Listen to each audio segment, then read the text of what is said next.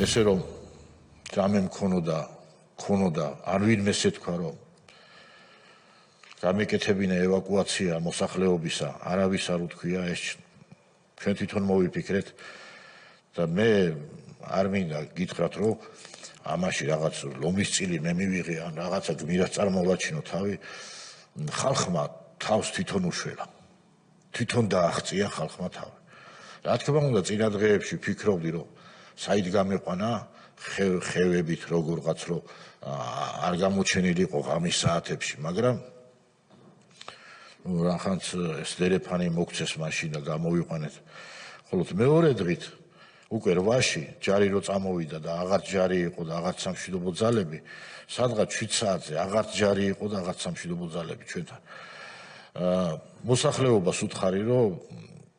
თავს უშველეთ მეთქი ვისაც რა საშუალება გაქვს წადით უკვე დარჩენილ მოსახლეობას იქ იყო რა თქმა უნდა ქალები იყო კაცები რომლებსაც თავიდან აუგზალე რომ არ უნდა გამოსულიყვნენ მაგრამ მე უთხარი რომ გაერიდე და წადით მეთქი და მივედი პოლიციის უფროსი იყო მაშინ ვანო დათაშვილი და უთხარი რომ ყველა ბლოკპოსტი მოეხსნა სოფერნულიდან ავნევიდან და გამოეყვანა თავისი ხალხი მითხრა რომ ბრძანება არ მიმიღიაო და ვერ გავაკეთებო მე უთხარი რომ დამაბრალე მე პირველ რიგში დაგხოცავენ ფორმიანებს არც ერთს დაგინდობენ ყველას დაგხრეტავენ და გადიდატოვეთ იმიტომ რომ იქ აღარავინ აღარ იყო მოხუცები იყვნენ რა თქმა უნდა დამიჯერეს წამოვიდნენ მე დავრჩი და 9-ში 9 აგვისტოს სოფელავნებში დავაყენე სასკოლო ავტობუსი და ვინც სურველი იყო მოხუცები გამოვიყვანეთ სასკოლო ავტობუსით ქარელში ჩამოვიყვანეთ დანარჩენი დაახლოებით ორივე სოფელში 50-მდე მოხუცი დარჩა ნულში და ავნებში არ გამოყვნენ რატომღაც ეგონათ რომ დაინდობდნენ მაგრამ უკვე ჩვენი გამოსვლის მერე რომ გამოვედით იმათ შემოსვლა დაიწყეს 11 რიცხვში 11-მდე ვერ შემოვიდნენ 11 12 მასიურად 11-იც